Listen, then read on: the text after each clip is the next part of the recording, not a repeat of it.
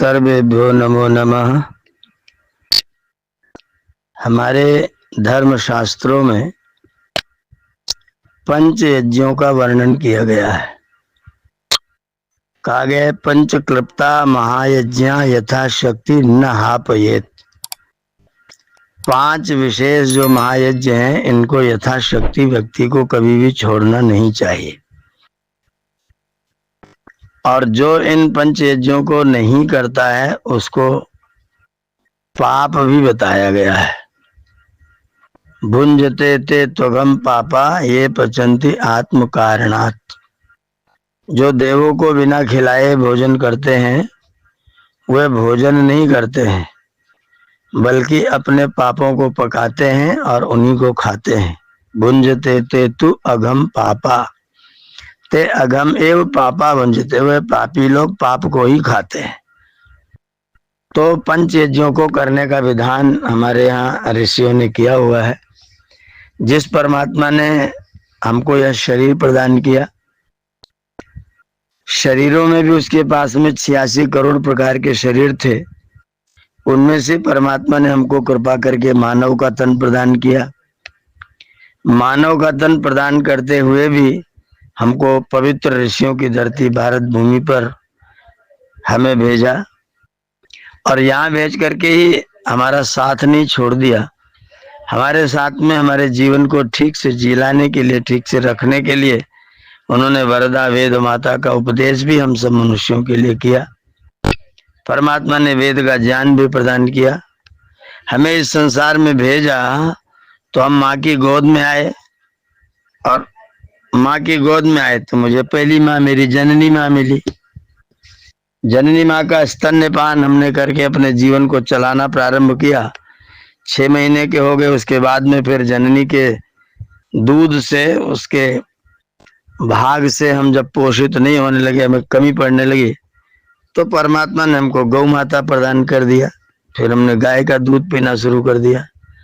जब हम 2 साल के हो गए और गाय के दूध से भी हमारा काम नहीं चलने लगा तो परमात्मा ने हमको धरती माता प्रदान कर दिया।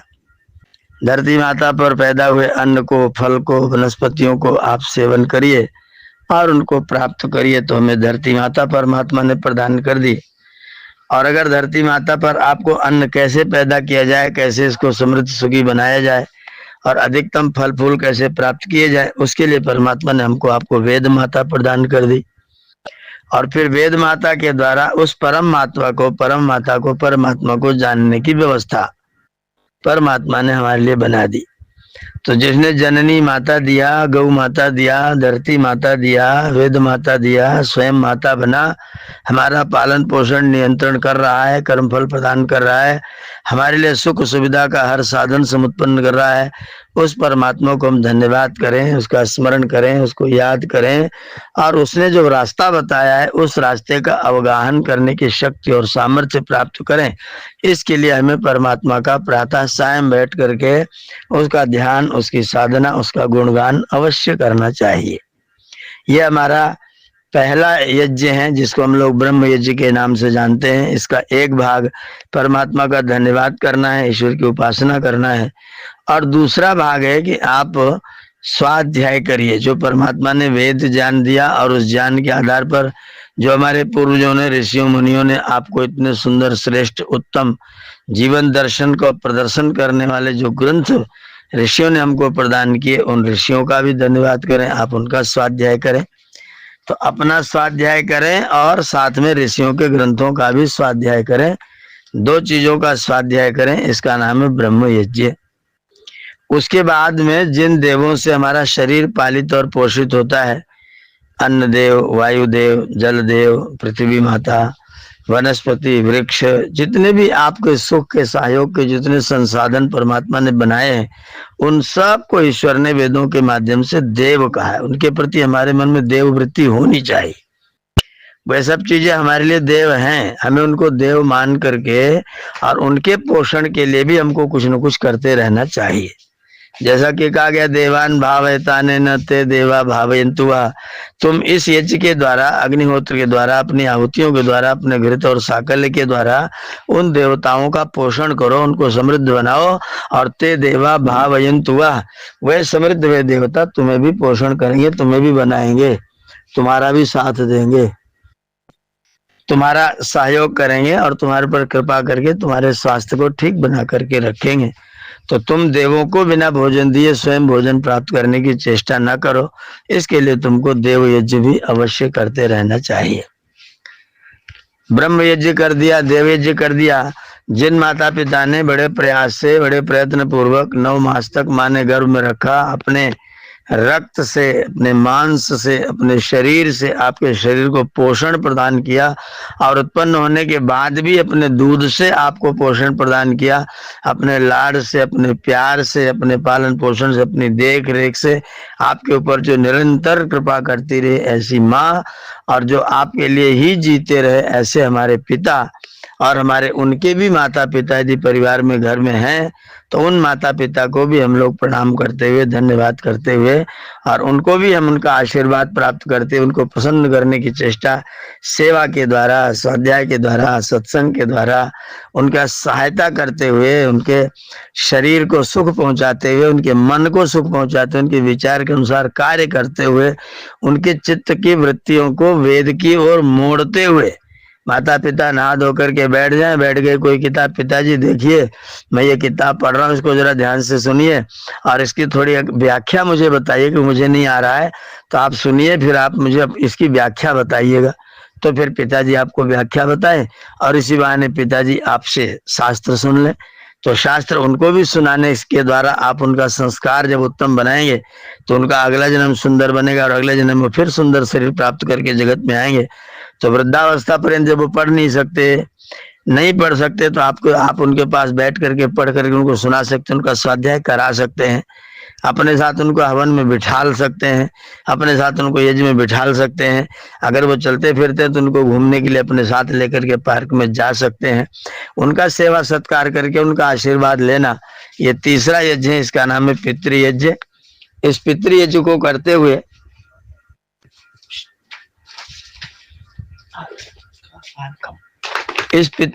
करते हुए आप अपने माता पिता को संतुष्ट करें, तीसरा यज्ञ है। और फिर आपके घर में कभी कोई व्यक्ति बाहर से आ जाता है, कोई विद्वान आ जाता है, कोई मेहमान आ जाता है, मेहमान आपके ऊपर आशीर्वाद की वर्षा करने वाला, मेहमान बरसात करता हुआ, आशीर्वाद की बरसात करता हुआ कोई आपके घर में आ गया, मेहमान आ गया, कोई अतिथि आ गया, कोई विद्वान आ गया, कोई अपना मेहमान आ गया, तो घर आकर के आप अपने घर के यश को बढ़ाते हुए, अपने घर को यशस्वी बनाते हुए उनका खूब स्वागत सत्कार करें, उनको अपनी सेवा से संतुष्ट करें। वो जब आए, जिन लोगों ने वेद के प्रचार के लिए, धर्म के प्रचार के लिए संसार को छोड़ दिया है, घर को छोड़ दिया है, वही लोग अगर आपके घर में आए तो उनको एक कमी ना होने पाए कि मैंने घर छोड़ करके गलती की है। उनको यह आनंद आए कि मैंने घर छोड़ करके अच्छा किया, क्योंकि अपने घर में रहते थे तो पराधीन रहना पड़ता था, दूसरों को अधीन रहना पड़ता था। अब यहाँ हम स्वाधीन लोग हमारी इच्छा के अनुरूप कार्य करते हैं। तो जब मेहमान अतिथि आकर के आपके घर में पाएगा कि मेरा घर छोड़ना अच्छा है, सार्थक है, तो निश्चित तौर पर आपका घर में रहना भी सार्थक हो जाएगा, आपका घर बनाना सार्थक हो जाएगा। इसके लिए हमने एक चौथे यज्ञ की परिकल्पना की। उस यज्ञ का नाम है अतिथि यज्ञ, अतिथि सत्कार करने वाला यज्ञ। हम अपने अतिथियों का सत्कार करें, घर आए मेहमानों को उनका स्वागत करें, उनको संतुष्ट करें, उनको धन, अन्न, जल, वस्त्र जो कुछ भी देना पड़े, अवसर मिले वो हम उनको प्रदान करें और उनकी सेवा और सत्कार के द्वारा उनसे स्वाध्याय और सत्संग प्राप्त करते हुए हम उनसे अपने जीवन के लिए मार्गदर्शन प्राप्त करें। यह हमारा अतिथि यज्ञ हुआ। और फिर पांचवा यज्ञ है जो हमारे पशु पक्षी प्राणी।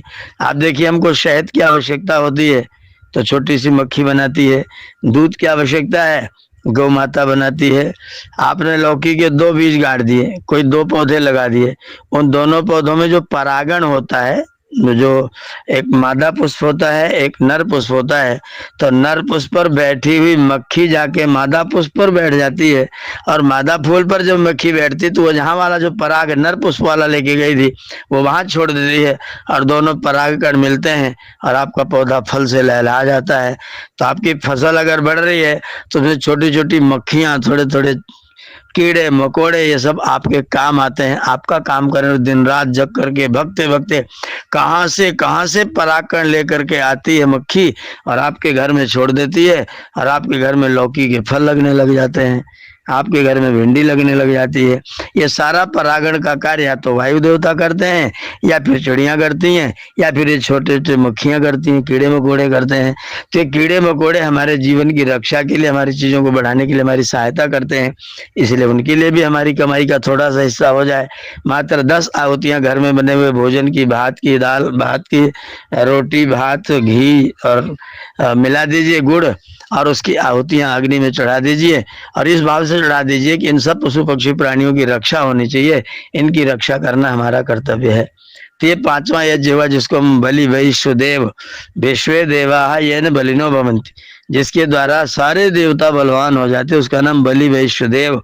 उस यज्ञ को करते हुए अपने देवताओं को संतुष्ट करें, पशु पक्षी प्राणी गवादी पशुओं का भी ध्यान रखें, क्योंकि इन लोगों के कारण से हमारे जीवन को बहुत सुविधा होती है, इनके कारण से हमारा जीवन सुरक्षित और संरक्षित होता है। इनकी कृपा के कारण, इनके वातावरण के बनाए गए संतुलन के कारण हम स्वस्थ होते हैं, इसलिए इनके स्वास्थ्य का ध्यान हम लोगों को अवश्य रखने का अभ्यास करते रहना चाहिए। ये हमारा बलि वैश्वदेव यज्ञ है, ये पंच यज्ञ है। अब इसमें एक शंका होती है कि जो यज्ञ देव पूजा संगतिकरण दानेषु धातु है, जिस धातु से यज्ञ शब्द सिद्ध हुआ है, देव पूजा, संगतिकरण और दान, ये 3 अर्थ हैं जिनके द्वारा हम यज्ञ शब्द को सिद्ध करते हैं। प्रश्न ये है कि जो तीनों शब्द हैं, देव पूजा, संगतिकरण और दान, इन तीनों शब्दों को हम पंच यज्ञों के साथ में कैसे जोड़ सकते हैं। तो आइए थोड़ा सा बुद्धि का व्यायाम करते हैं, इसमें बुद्धि को लगाते हैं। देव पूजा का मतलब है देवों की पूजा, और देव कौन है?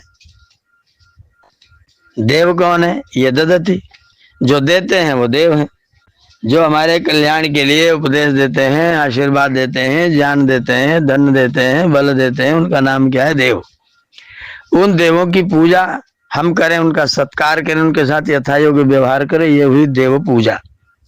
अब हमारा देवों का देव महादेव परमात्मा एक देव है, उसके बाद में सूर्य चंद्र तारे नक्षत्र अग्नि जल वायु पृथ्वी ये सब देव हैं।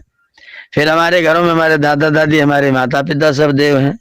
हमारे बच्चे भी हमारे लिए देव हैं, क्योंकि बच्चों के कारण से हमारे घर का माहौल बहुत सुखद रहता है, बड़ा मनोरंजक रहता है, बड़ा सुखदायक रहता है, इसलिए बच्चे भी देव। जहाँ दादा दादी देव हैं, बच्चे भी देव हैं। पत्नियां पतियों के लिए, पति पत्नियों के लिए देव हैं, क्योंकि उनसे भी आपको बहुत सुख प्राप्त होता है, वो भी आपको बहुत आनंद, बहुत सुकून, बहुत चैन देते हैं। तो जो हमको जीवन दान करते हैं, जो हमको चैन देते हैं, जो हमको सुकून पहुंचाते हैं, जो हमें शांति पहुंचाते हैं, जो हमें सुख देते हैं, ऐसे सब लोग देव हैं, उनका हम सम्मान करें। अब देव पूजा हम क्या कर रहे हैं? जब हम संध्या करने बैठे तो परमात्मा देव की पूजा किया, जब हम अग्निहोत्र करने के लिए बैठे तो अपने सब जड़ देवताओं की पूजा की, जड़ देवताओं की पूजा की, और फिर हम घी लाए, सामग्री लाए, समिधा लाए, विद्वान बुलाया, परिवारी बुलाए, सब लोग मिल गए, तो संगतिकरण हो गया। यज्ञ करते समय, देव पूजा करते समय सब देवों का आवाहन किया, उनके लिए आहुतियां चढ़ाई, सब देवों का संगतिकरण हो गया। माता पिता बैठे हैं, उठने के बाद में उनको चरण स्पर्श करेंगे, प्रणाम करेंगे, उनके साथ हमारी संगति बनेगी, ये संगतिकरण है। वो हमारे देव हैं, हम उनकी पूजा करें और उनके साथ मिलकर के हम अपनी संगति करें, अपनी संगति उनके साथ में मिलाने की चेष्टा करें, हम अपने आप को संगत करें, उनके साथ में मिलाएं। तो देवों के साथ संगति करें, देवों की पूजा करते हुए, और पूजा जानते हैं यथा योग्य सत्कार है, जो कुछ उनके लिए देय है वो दिया जाए, और जो कुछ उनसे ग्रहण करने के योग्य उसको ग्रहण किया जाए। इसके लिए प्रक्रिया एक ही है, दानम, दान करना है। बलि वैश्वदेव पशु पक्षी प्राणियों के लिए आप दान करते हैं, माता पिता के लिए भोजन आदि अन्न आदि दान करते हैं, अतिथि के लिए अन्न वस्त्र आदि दान करते हैं, देवों के लिए अपनी सामग्री घृत का दान करते हैं, और परमात्मा के लिए अपनी भक्ति का दान करते हैं। अपने आप का समर्पण करते हैं। मैं तुम्हारा हूं, तुम हमारे हो मेरे प्रभु, इस भाव के साथ हम अपने आप को परमात्मा के समर्पित कर देते हैं, तो फिर परमात्मा हमारे देव हैं। तो सारे देवों के साथ में उनकी हम पूजा करें। पंच यज्ञ, 5 यज्ञों को करते हुए हम तीनों क्रियाओं को, देव पूजा को, संगतिकरण को और दान को, तीन ही क्रियाओं को हम करते हैं। पंच यज्ञों को करते हुए सब जगह बिना संगतिकरण के आप संध्या करने के लिए बैठे, अब आपकी एक इंद्रिय इधर जाए, एक इंद्रिय उधर जाए, नासिका फूल सूंघने भाग जाए, आंखें रूप देखने भाग जाए, कान कुछ शब्द सुनने, बारात जा रही उसका गाना सुनने चले जाए, जिह्वा कुछ और खाने पीने लग जाए, तो आपकी संध्या कैसे बनेगी, ब्रह्मचर्य कैसे बनेगा? तो सारी इंद्रियों को मिला करके, एक करके, जोड़ करके अपने को, आत्मा को परमात्मा के साथ में संगति करनी तुम करते संध्या में। और क्या करते हैं? संध्या के मंत्रों के माध्यम से हम परमात्मा के साथ अपनी इंद्रियों और अपने अंतःकरण की संगति करते हैं। ये संगतिकरण है। और ईश्वर की उपासना करते हैं, हम उसकी पूजा करते हैं और उसके लिए अपने भक्ति का दान करते हैं। परमात्मा के लिए अपनी भक्ति, अपना समर्पण हम संप्रेषित करते हैं। तो देव पूजा, संगतिकरण, दान ब्रह्म यज्ञ में हो गया। देव यज्ञ में हम सब देवताओं के लिए देते हैं, दान हो गया।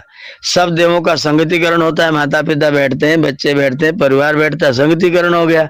और सब बड़ों का हम सम्मान करते, देवों की पूजा हो गई। अब हम पितृयज्ञ में आ गए।